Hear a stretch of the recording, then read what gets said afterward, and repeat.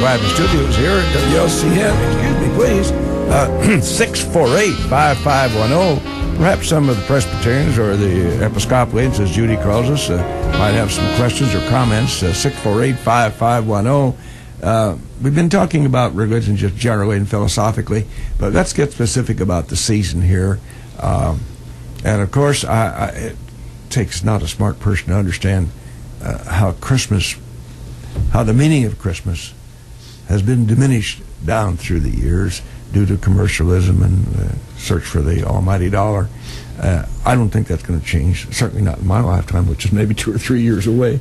But in any event, I'd like to speak to that just a little bit from behind the altar, so to speak, your comments about what we might do, if anything, to change this inexorable slipping away of the real meaning of Christmas. Go ahead. Okay.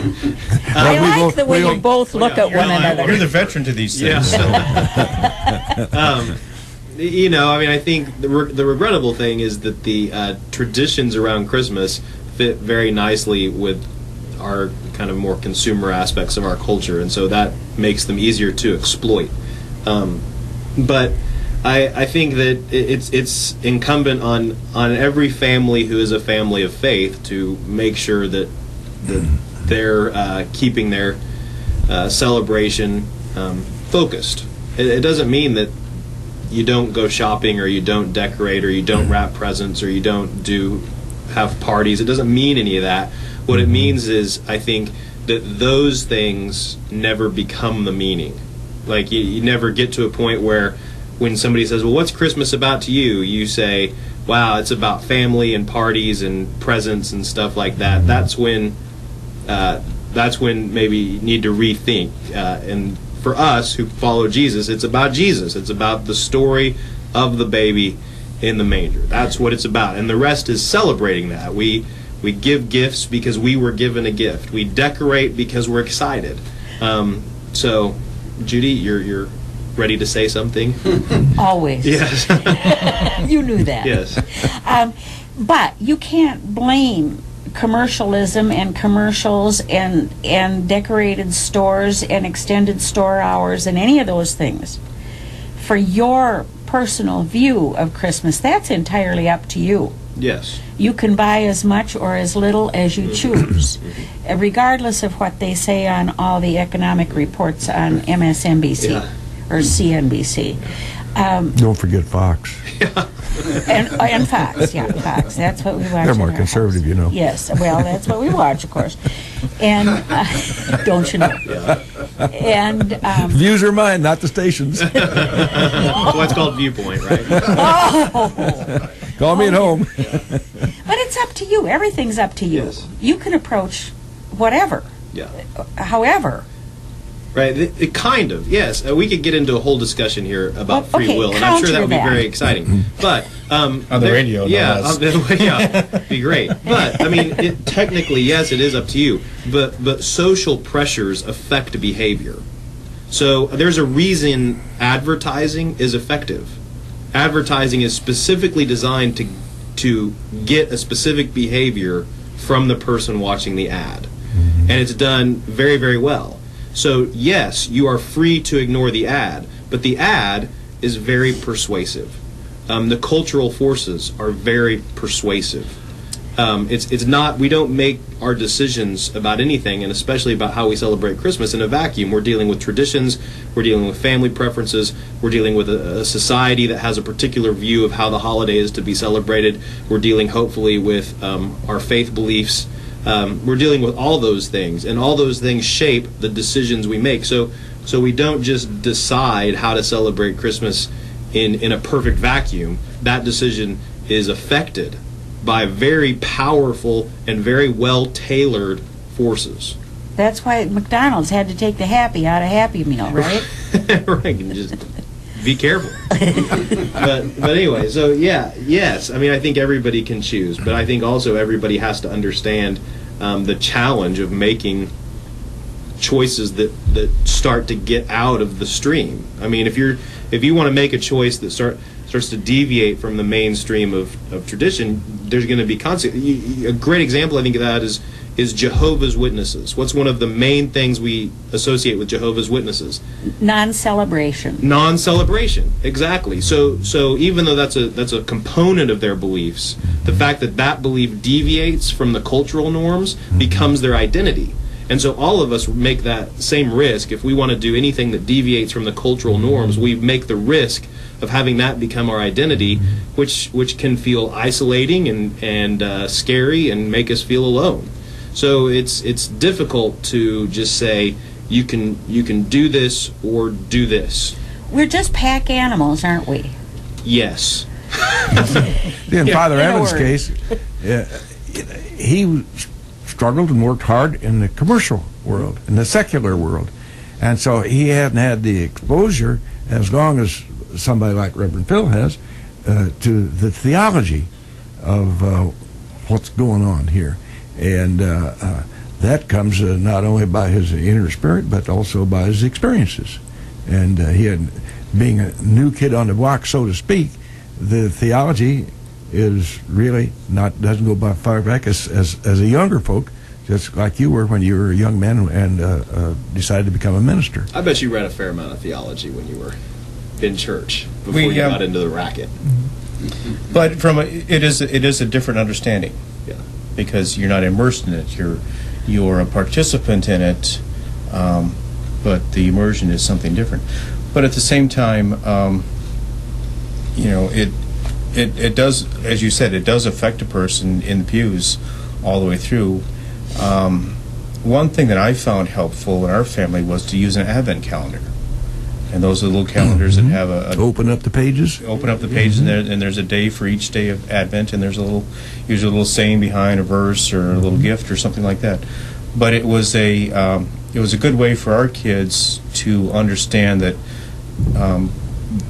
there was a progression leading up to Christmas, and it wasn't the focus necessarily. It was the culmination, but it wasn't the be all and end all of the whole process. And there was and then the reason that there's an Advent calendar led to the questions. Well, okay, what does that mean? And we had a chance to talk about that. So there are helps in the world to,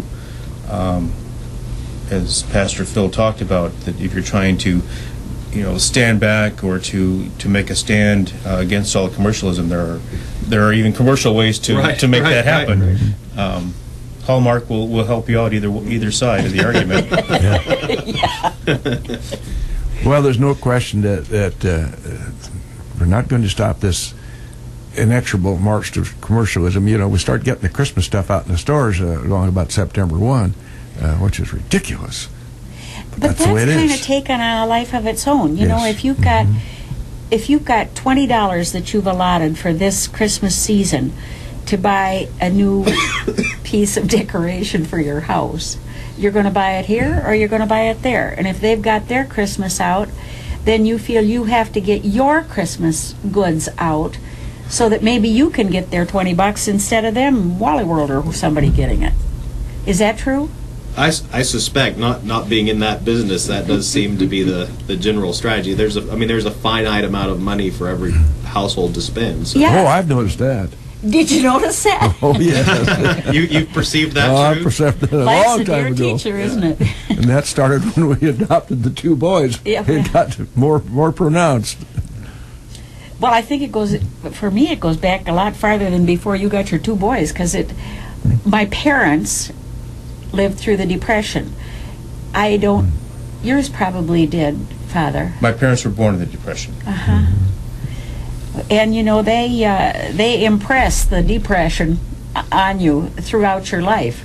Mm-hmm. They keep reminding you. Yeah, I know that those in our family aren't too impressed with what I tell them about the Depression days. It doesn't see nothing that they can fathom, or they don't get a handle on the perception of it at all. And I understand that. You have to experience it to understand it and really know it. But they don't. When I say, turn out the lights as you leave the room, they don't understand that. No, because it's there for always. Yeah. Well, what's your parting gift to us for Christmas? Say something profound. Don't look at one. I had this great quote from Frederick the Great that I was going to say.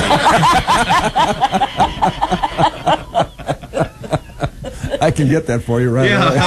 Yeah, could you? Yeah. Should have brought my iPad. We could have brought that up right while I'm here for you. Go ahead, gentlemen. I started to say something. It's not important.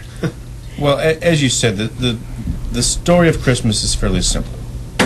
God coming to earth for our salvation. And we could have a long discourse on to why that's important and what all the various understandings of those phrases mean. But for people to be saved, that's all you really need to know about Christmas. God coming to earth for your sake. And I think maybe one of the stories that churches have to do is to keep it kind of simple. Maybe the ministers and the priests and the pastors have to stop getting up in the pulpit and making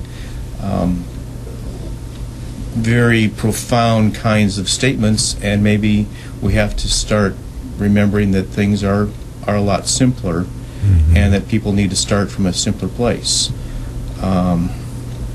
Karl Barth is supposedly a great theologian, was supposedly asked what the most important thing he'd learned in all his years of study. And he said, "Jesus loves me, this I know, for the Bible tells me so." A very simple phrase, but a very profound understanding that you can spend decades unraveling, which he did.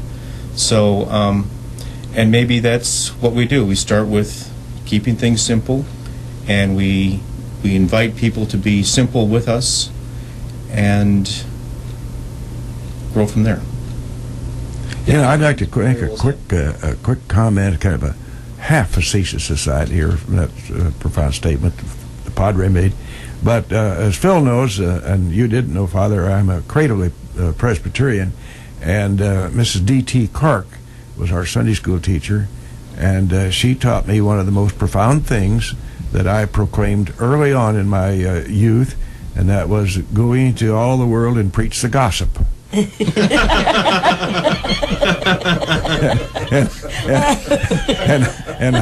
I'm noted for that statement that I made when I was a little bitty guy. There are 2 or 3 Presbyterians left that are that age that might remember that. So I will go into all the world and preach the gossip. Well, goodness knows there's plenty of it to go around. It'll keep you busy the rest of your life. Well, Phil, how do you wind up as far as thoughts on Christmas are concerned, sir? I just hope everybody's season is a blessing. I mean, that's, that your time with your family and the ways in which you celebrate are a blessing to you, and that in the midst of that, you can find your faith and find Christ, because that's who's there at the core of all those things that everybody enjoys about this season and about life. So I just hope it's a blessing for everybody. You had a very nice article in the paper about a week ago, is that right? About the fact that this season isn't merry for lots of people. And to them, let's pray for peace. Yes. In their lives. Yeah. We'd like to think that Herman Ork was wrong about when he said some people think all you need to discuss religion is a mouth. Well, maybe that says something that should not be so. We need to practice it more rather than talk about it. We've appreciated very much the presence of Father Mark Evans and his wife Sandy, are here new to our community. They lead us in the Trinity Episcopal Church group for many years, we hope. Glad to have you aboard, Mark. Always to be here. Always glad to have Judy's minister, Phil Blackburn, back.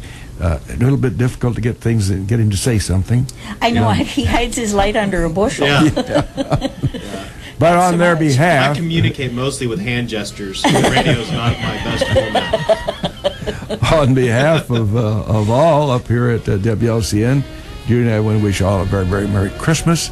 We thank you, gentlemen, for being with us this morning. We always close with a quote, and I found this one. It says, Christmas is a season where people take more of the milk of kindness out of the refrigerator. Happy New Year. Merry Christmas. Thank you very much, gentlemen.